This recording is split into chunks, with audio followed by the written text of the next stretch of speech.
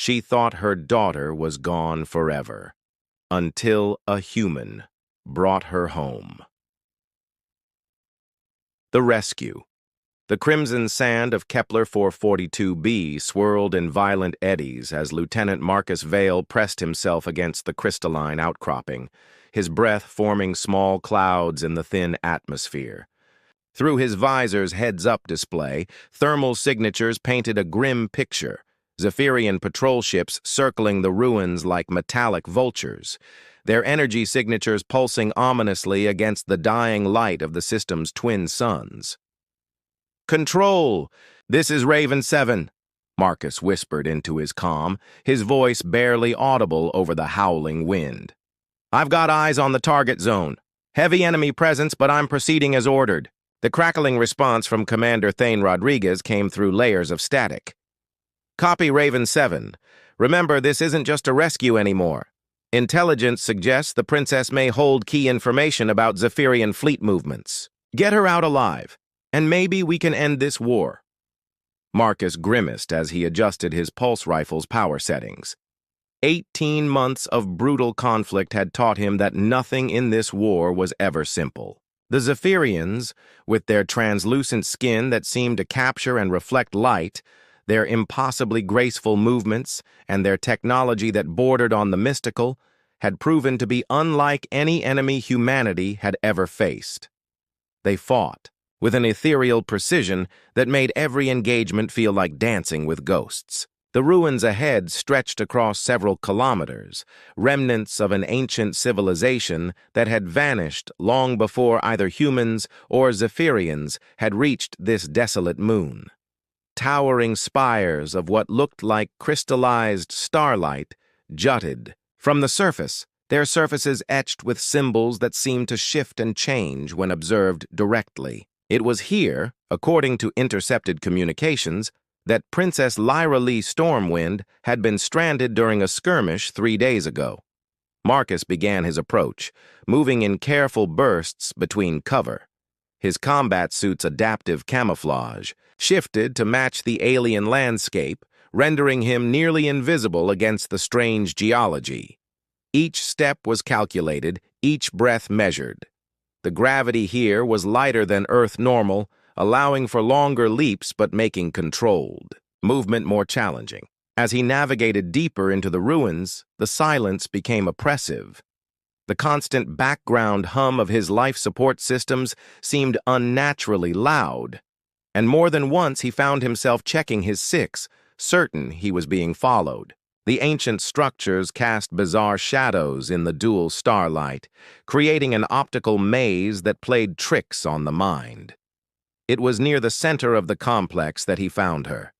Princess Lyra Lee Stormwind sat with her back against a fallen column, her distinctive Zephyrian features, high cheekbones, elongated limbs, and skin that seemed to hold inner light, marking her unmistakably as royalty. But it was her eyes that stopped Marcus cold. Instead of the typical silver white of her species, hers were a deep violet that seemed to hold depths of pain and wisdom far beyond her apparent age. Her ceremonial armor was cracked and dulled, no longer displaying the prismatic reflections that marked Zephyrian military dress. A makeshift bandage torn from her cloak was wrapped around her left arm, and she held herself in a way that suggested other injuries hidden beneath her stoic facade. Marcus remained in cover for several heartbeats, studying the situation. No guards, no obvious traps. Either this was exactly what it appeared to be, or it was the most sophisticated ambush he'd ever walked into. His tactical training screamed caution, but something in the princess's posture, a vulnerability that seemed almost human, decided for him.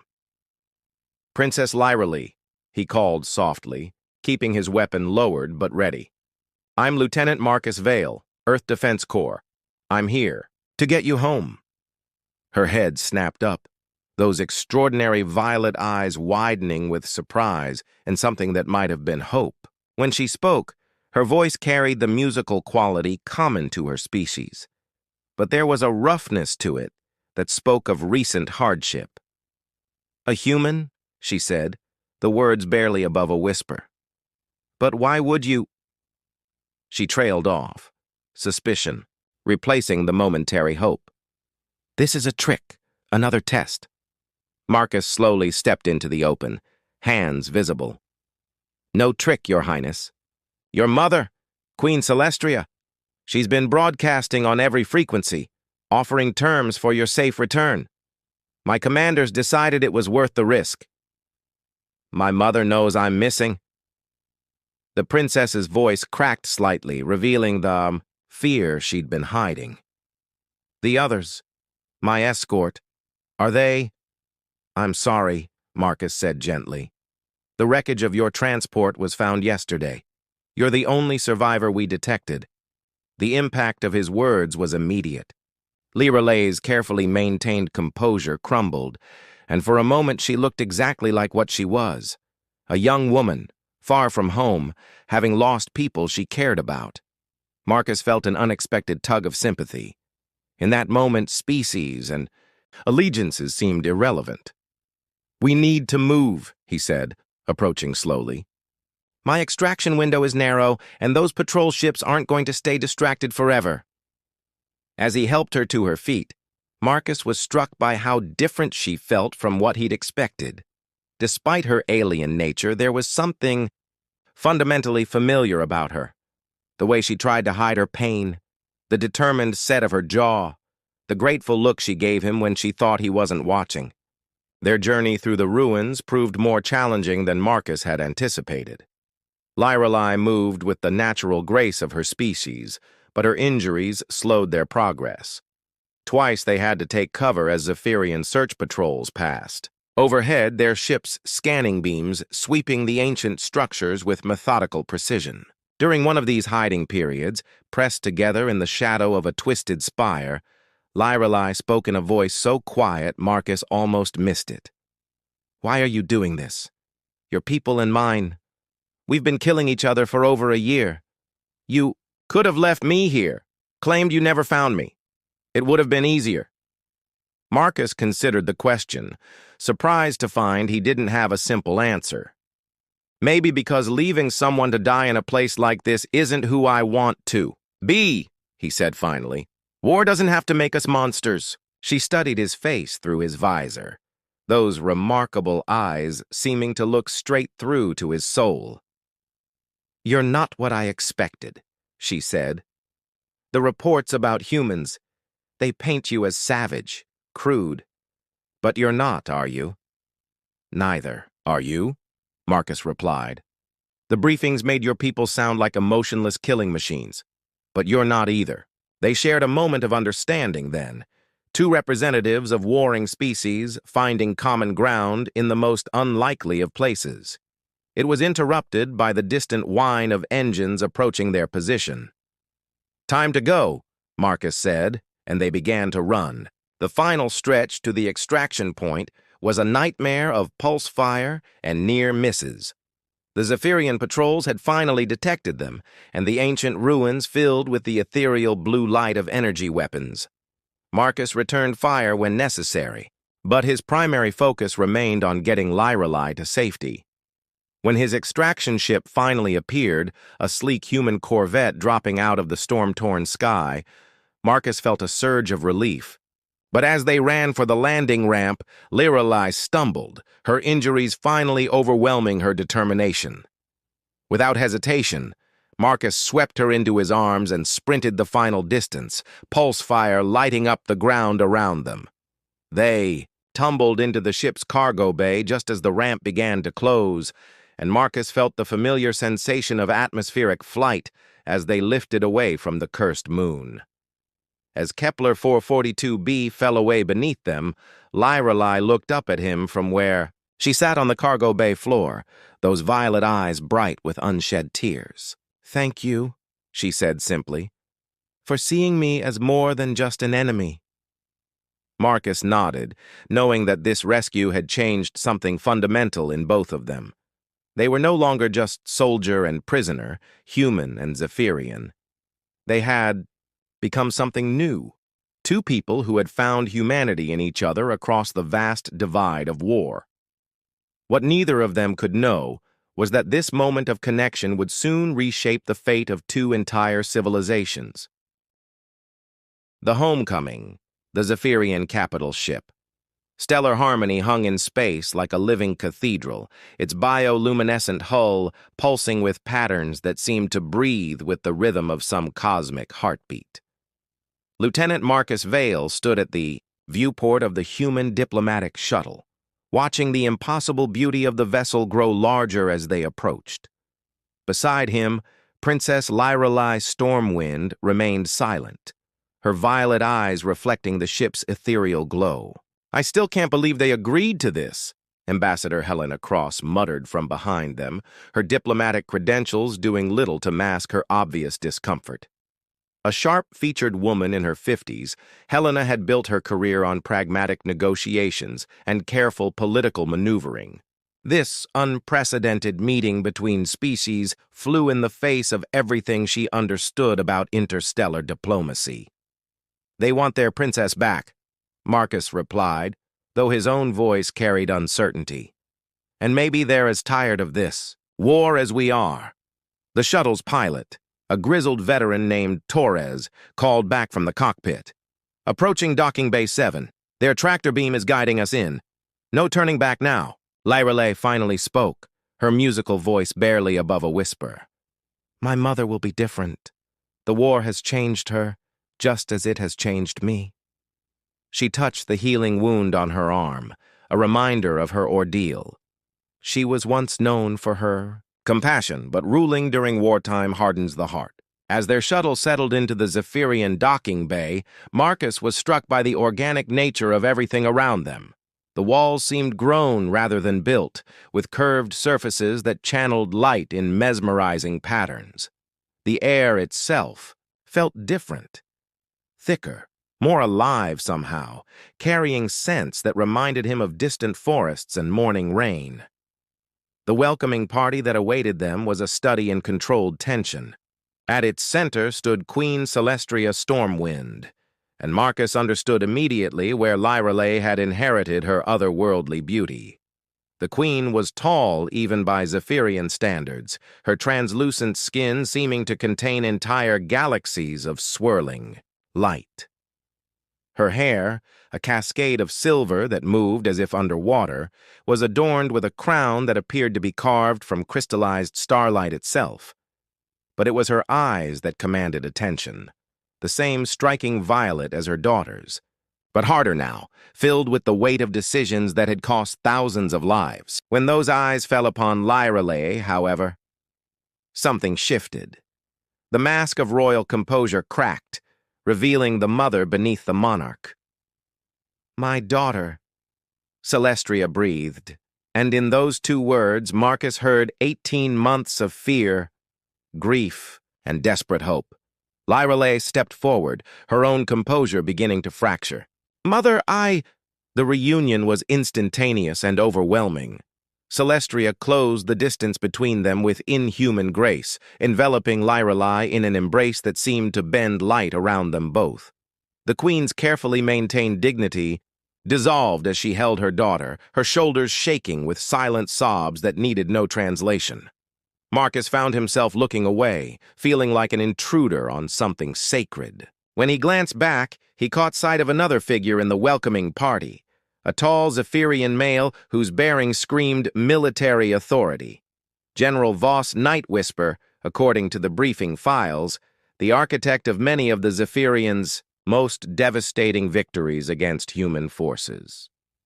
His silver eyes studied Marcus with undisguised hostility. Ambassador Cross stepped forward, clearing her throat diplomatically.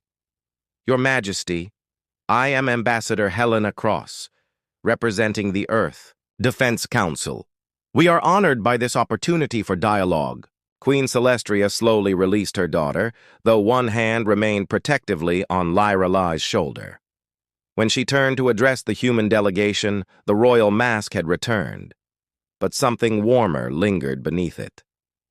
"Ambassador Cross," the Queen acknowledged, her voice carrying the harmonic resonance that made Zephyrian speech so distinctive. "And you must be Lieutenant Vale." her violet gaze fixed on Marcus with an intensity that made him want to step backward. "The one who brought my daughter home." "Yes, Your Majesty," Marcus replied, unsure of the proper protocol. "I was honored to help." "Honored," General Nightwhisper interjected, his voice carrying a sharp edge. "An interesting choice of words from someone whose species has been systematically destroying our colonies for 18 months. The temperature in the docking bay seemed to drop several degrees. Helena stepped forward smoothly, her diplomatic training taking over. "General Nightwhisper, I believe we're all here because we recognize that this conflict has cost both our peoples dearly. Perhaps it's time to explore alternatives to continued bloodshed." "Alternatives?" Nightwhisper's laugh was like breaking crystal. "Your lieutenant here may have performed one admirable act, but it doesn't erase the thousands of our people your forces have killed. One gesture doesn't make peace." "No," Queen Celestria said quietly, her voice cutting through the tension like a blade. "But it makes hope possible." The next several hours unfolded in a series of formal ceremonies and careful negotiations. Marcus found himself in the surreal position of being both honored guest and potential enemy combatant.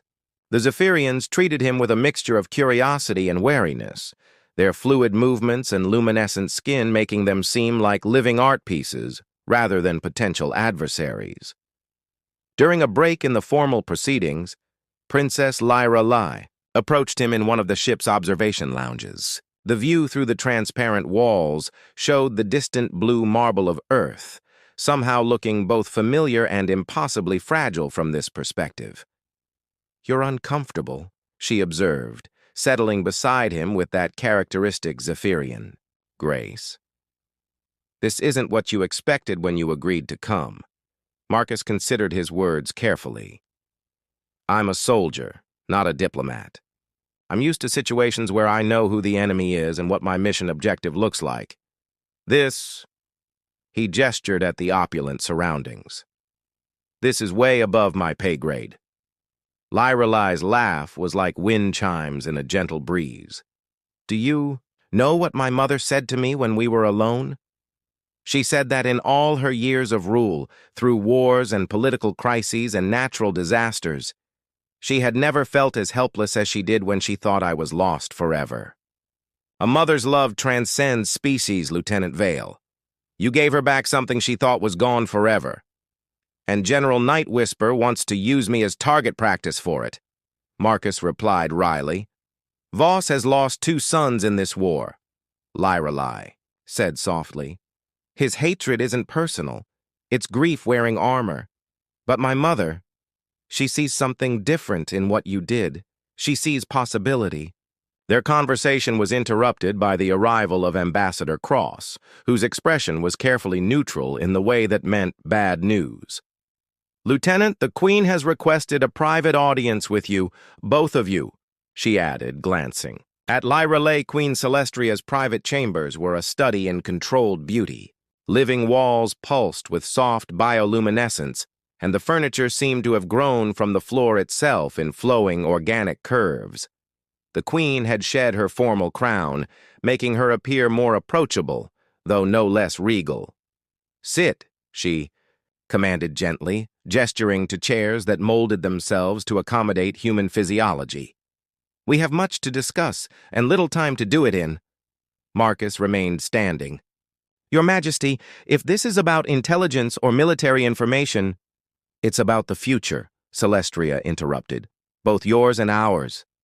She moved to a wall display that showed tactical information, fleet positions, resource allocations, casualty reports. "This war is destroying us both. My military advisors tell me we have the strength to continue fighting for perhaps another year. Your Ambassador Cross has shared similar assessments about human capabilities. We are equally matched in our capacity for mutual destruction." "Then why continue?" Marcus asked. "Because neither side knows how to stop without appearing weak," Celestria replied.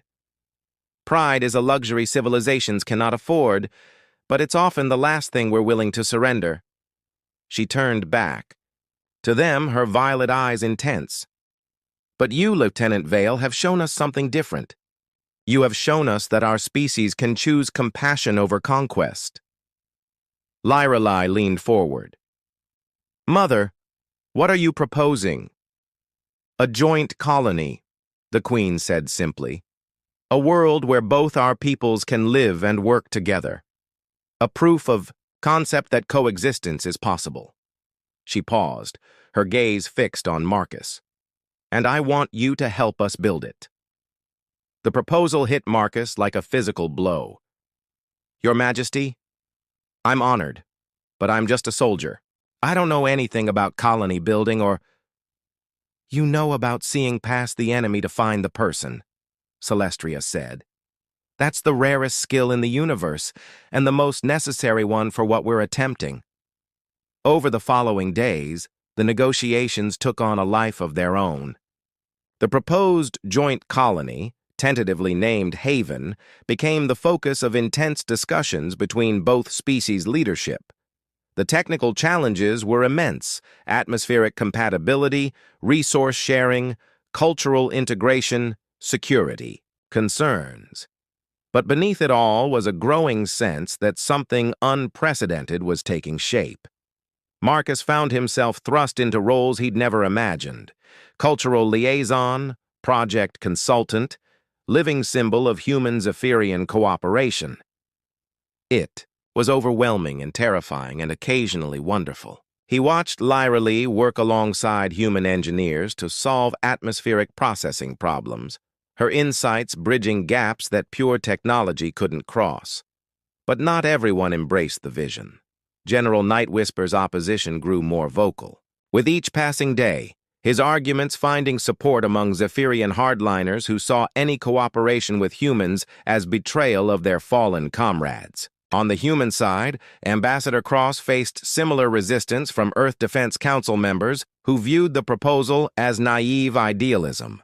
The crisis came to a head during what was supposed to be a ceremonial signing of the preliminary accords. Marcus was standing beside Queen Celestria when the alarms began blaring throughout the ship. Emergency lights bathed everything in harsh red illumination as the ship's crew scrambled to battle stations. "Report!"